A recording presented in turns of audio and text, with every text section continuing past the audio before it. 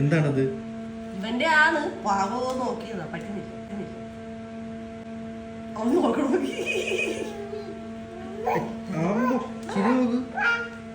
എന്തോ പറയുന്നുണ്ട്, മനസ്സിലാവാത്തോണ്ട് കുഴപ്പമില്ല.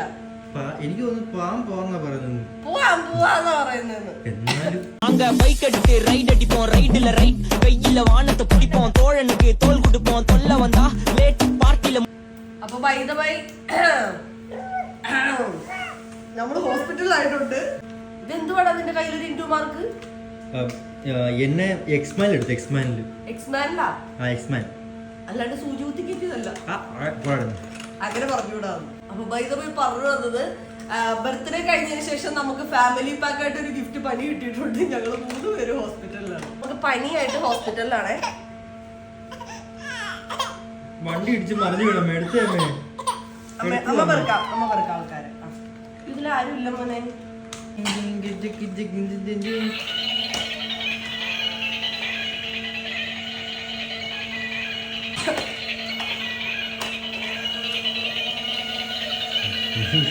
എന്റെ കയ്യിലൊരു സാധനമുണ്ട്, ഇവന്റെ കാലിലൊരു സാധനമുണ്ട്, അവന്റെ കയ്യിലൊരു സാധനമുണ്ട്.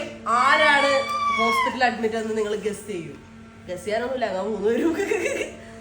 അപ്പൊ ഞങ്ങളുടെ സ്പീഡി റിക്കവറിക്ക് വേണ്ടി ഞങ്ങളോട് സ്നേഹമുള്ള നല്ലവരായ ഞങ്ങളുടെ സബ്സ്ക്രൈബേഴ്സ്, എങ്ങനെ അണ്ടർലൈൻ സ്നേഹമുള്ള നല്ലവരായ സബ്സ്ക്രൈബേഴ്സ് പ്രാർത്ഥിക്കണം. കറന്റ്ലി ഓക്കെ ആണ്, കുഞ്ഞിനൊന്നും കുഴപ്പമില്ല, റിക്കവറായി. എന്നാലും കുറച്ച് ദിവസം നമ്മൾ ഹോസ്പിറ്റലിൽ നിന്നിട്ട് തിരിച്ചു വരുന്നതാണ്. ബൈ.